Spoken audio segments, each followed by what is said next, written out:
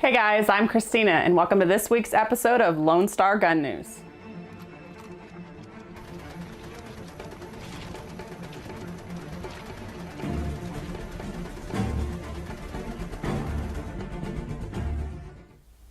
A gun rights advocate was briefly detained by the sheriff's deputies at the Milwaukee County Zoo on August 16th.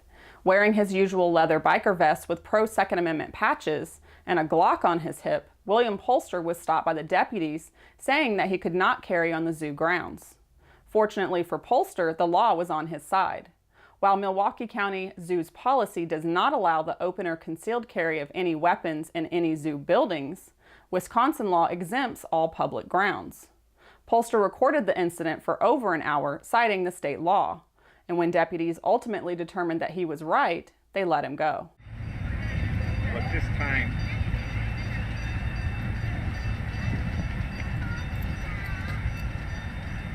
I'm going to let you go back in the zoo.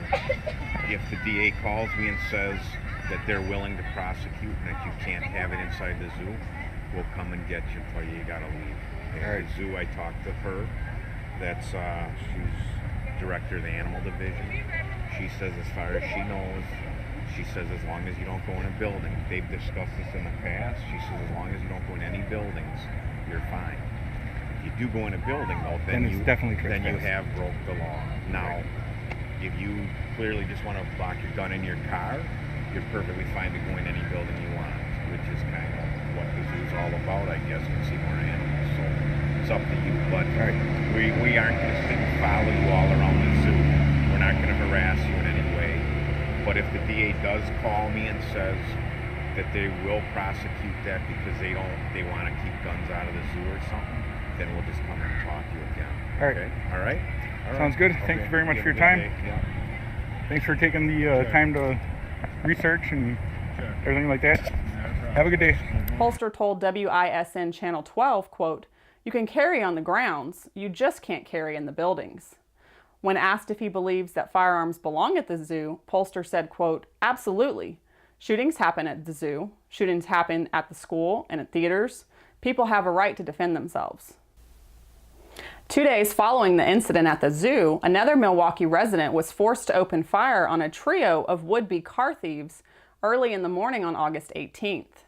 At around 5 a.m., the car owner's sister was awakened by the sounds of men banging on his car. And when she told her brother, who is a Wisconsin concealed carry licensee, he grabbed his handgun and fired at them. According to reports, the suspects had gotten inside the vehicle, but were scared off by the gunfire before they could complete the theft. The suspects, aged 16, 17, and 22, were all taken into custody following the incident. A South Florida Uber driver has filed a class action lawsuit against the ride-sharing company for instituting a policy forbidding their drivers from carrying weapons. Jose Mejia has driven for Uber for a year and a half, says that he no longer feels safe. He told ABC 10, quote, "My rights are being infringed on because I am not able to lawfully carry my firearm. I am not able to protect myself or defend myself. And remember, we have regular cars. There's not a divider between us and the passenger." According to Mejia, the turning point was an incident last December when a different Uber driver was robbed at gunpoint during a ride. Fortunately, the Uber driver had his own weapon and killed one of the two suspects on the spot. Mejia's attorney, Elizabeth Lee Beck, said, quote, "You have the fact that Uber drivers, by the very nature of their job, are on public roads. They are not on Uber's property. They are on public roads in their vehicle." Uber has declined to comment on the lawsuit. A new bill in Kentucky would criminalize, quote, "recklessly storing a firearm in a manner which allows a minor to have access to the firearm, which is not secured by a trigger lock." Democratic State Representative Jim Wayne of Louisville pre-filed this bill ahead of Kentucky's 2018 legislative session.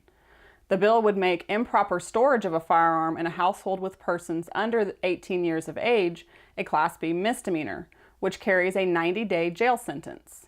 Should someone under 18 years old get a hold of the firearm and use it without legal justification to cause injury or death to another person, it would be a Class A misdemeanor punishable by a year in jail. According to Representative Wayne, the bill is, quote, "already getting some strong pushback from people who don't understand the legislation. They say it's government intrusion. Realistically, nobody would be charged under the bill unless there was a child-involved shooting. Police would not be authorized to search homes at random to see how guns are stored. Finally, a new law will go into effect soon in Oregon that has many gun rights advocates worried.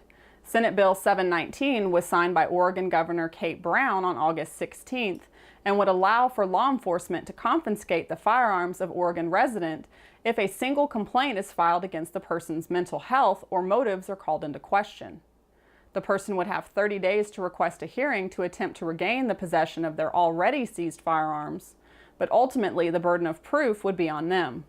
Similar legislation, such as New York's SAFE Act, has already had its fair share of innocent people victimized by the law, such as the Vietnam veteran we reported on last week. Governor Brown has supported this legislation since it was first filed, calling it a, quote, common sense life-saving bill that would help protect Oregon's women and children by closing the boyfriend loophole, preventing convicted stalkers from buying or possessing guns, and keeping guns out of the wrong hands.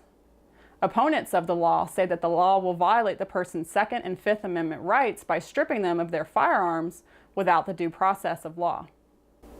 And that's all the news we have for this week. Please make sure to hit that thumbs up button and click subscribe to stay up to date with the latest Lone Star Gun news and Lone Star Gun reviews.